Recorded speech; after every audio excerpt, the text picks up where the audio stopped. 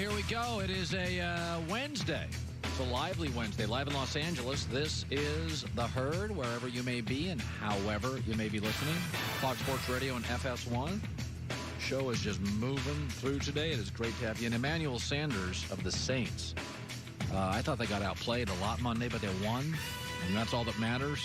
So the Saints are coming back, and Emmanuel Sanders will join us. Danny Green of the Lakers, who, after one of the games, it was Game 5, he was not very well liked in Los Angeles. And then after Game 6, he was hoisting a championship trophy. And yeah, fans were out of line.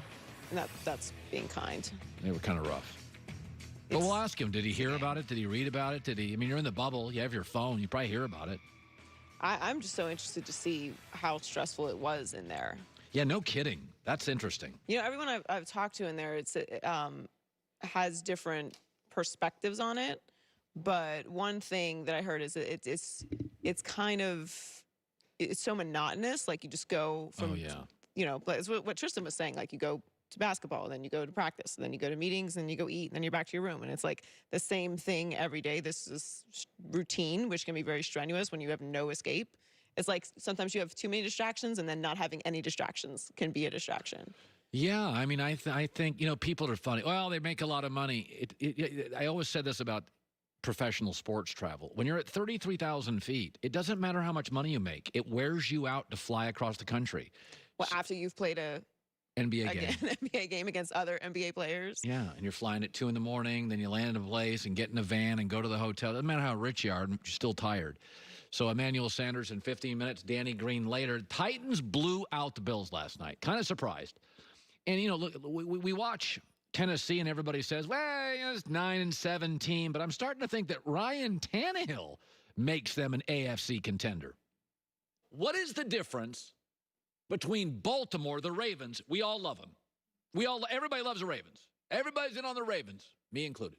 What's the difference between them and the Tennessee Titans, who we all kind of roll our eyes and dismiss? They both have a good head coach. They both live and die with the running game. The pass rush for both is meh. So it must be the quarterback. That is the big difference. It's Lamar is amazing, and Tannehill's kind of a stiff. Okay, so first impressions matter. Our first impression of Ryan Tannehill is Miami, so-so, 500, 8-8. Our first impression of Lamar is, oh my God, he's faster than Michael Vick. Oh my God. Let's go to their last 17 games, because Ryan Tannehill's only been a starter for 17 games in Tennessee with this staff. Oh my. It's the same quarterback. Tannehill actually has a little better TD to interception ratio, more passing yards, higher completion percentage, better pass rate. Oh, by the way, in that stretch, Lamar can run, though. Well, that's funny, because in that stretch, Lamar has 7 rushing touchdowns, Tannehill 6. And oh, by the way, they played in a playoff game in Baltimore when they actually had crowds in the NFL, and Ryan Tannehill won and outplayed him. Now, I'm not in any way saying Ryan Tannehill is Lamar Jackson, but first impressions kind of matter, right? And our impression of Tennessee for years has been 9-7, 9-7, 9-7, and then you combine that with Ryan Tannehill first impression, and it's like, well, he's kind of an 8-8 guy. No. With this team and this coach and Derrick Henry and this support system and that offensive coordinator is really good. No, Ryan Tannehill, he's a top 12 quarterback in the league, as is Lamar Jackson. Ryan Tannehill is not some pocket stiff who can't run. He had 42 rushing yards last night on 4 rushes and a touchdown. And Lamar Jackson, similarly, is not just some guy that runs around and can't pass. But if you look at the numbers last night against Sean McDermott, one of the best defensive minds in the NFL, 130 passer rating, 21-28, 3 touchdowns, no picks, and he was mobile.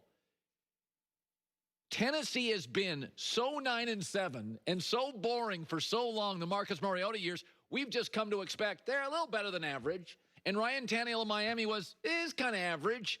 No, we need to reboot this, because we all love Baltimore, me included, and we all dismiss Tennessee, and we all love Lamar, and we all dismiss Ryan Tannehill.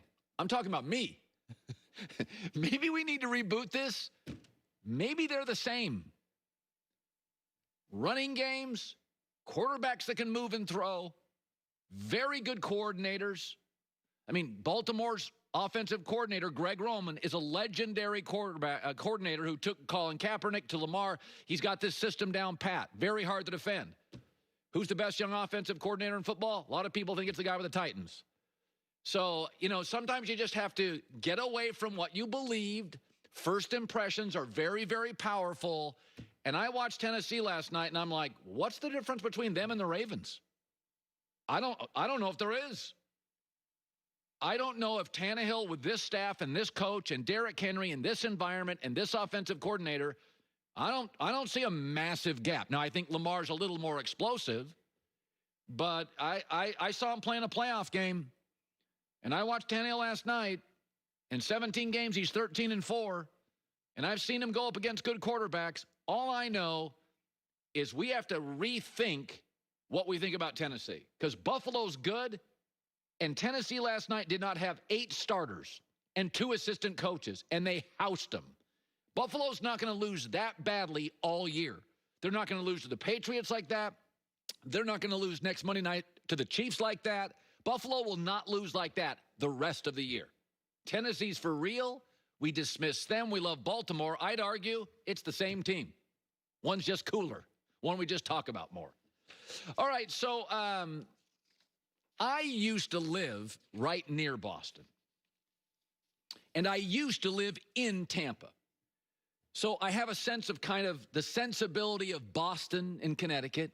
Very principled, prep schools, very academic, very rigid, very political.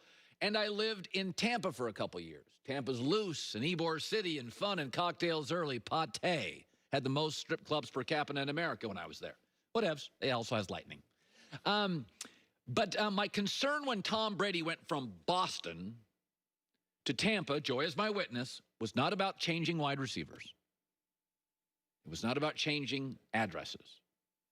It was not about changing coordinators. It was about the sensibility. It was changing cultures. Tom's a winner. Tampa's losers. And we're already now 3.5, 4 days removed from Tom yelling at teammates. What game was that? That was Thursday. So we're 6 days removed from Tom yelling at teammates. And it is still a story. They're still asking him about it. They're still talking about it. This was my concern. It's easy to change uniforms. It's easy to change receivers. It's easy to change offenses. Try turning losers into winners. New England is about academics and detailed and button up. This year, the New England Patriots, and by the way, they have a brand new quarterback. They should have a bunch of offensive penalties. You know how many they have? 3. Tampa's got Tom Brady. Jameis Winston's no longer there. They will clean it up. You know how many offensive penalties they have? 8 times that, 25. The standards are different. And Tom's trying to change the standards. Bruce Arians was asked yesterday again about Brady yelling. Just be yourself. I don't have any problem with it. At least I don't have to go back there and cuss them out.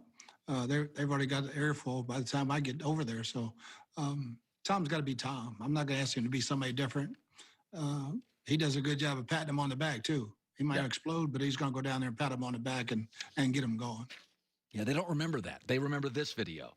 And it's amazing how much flack Brady's taken over this. Folks, Michael Jordan went to the Wizards. He was easily their best player. Do you remember how much pushback Michael Jordan, the greatest basketball player of all time, got when he went to the Wizards? He's mean. Michael doesn't understand young players. He played with all sorts of young players in Chicago. Michael was a winner. The Wizards were losers, and he could never overcome it. When LeBron first got to the Lakers, they were a mess. And it was all these young kids, and LeBron came in and had standards, this. LeBron is out. He doesn't They got rid of all the young players. By the way, when Michael Jordan first got to the Chicago Bulls, you remember the funny line during the 10-part documentary? They call him the traveling cocaine circus. It was a bunch of drug guys and a bunch of guys that wanted points. And Michael Jordan walked in and was like, no. I come from North Carolina. I got aspirational dreams here. Michael's a winner.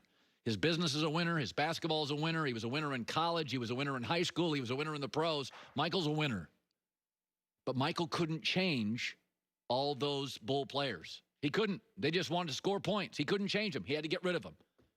And he couldn't change the Wizards. And LeBron, he couldn't change those early Laker players. He had to get them shipped off. This has always been my number one concern with Brady. He'll figure out the wide receiver. He and Mike Evans already get along great. He'll figure out Leonard Fournette. He'll figure out the rookie right tackle. He'll figure out Todd Bowles in the defense. He'll figure out Bruce Arians. They have 25 penalties. New England, they have a new quarterback too. Cam Newton had about 4 practices, 3 offensive penalties. Changing cultures is hard. Being content is the enemy of great. And Tampa's always been sort of pretty good draft. 9-7, 8-8. Penalty, a 9-penalty game. 9 penalty games in New England, they just don't happen. If they do, they don't happen the next week. So I think it's really interesting that we are now almost a week removed from a 10-second Tom Brady outburst. And we're still talking about it. He had those all the time in New England. He had 2 of those last year in New England. We didn't talk about it. Because the standards in New England, Boston, that region are higher for football and sports. The Celtics win, the Bruins can win, the Red Sox have won, the Patriots have won. The culture of Boston is you shout, you scream, you get it right, you yell, you win. And it's understood, it's part of the fabric of success.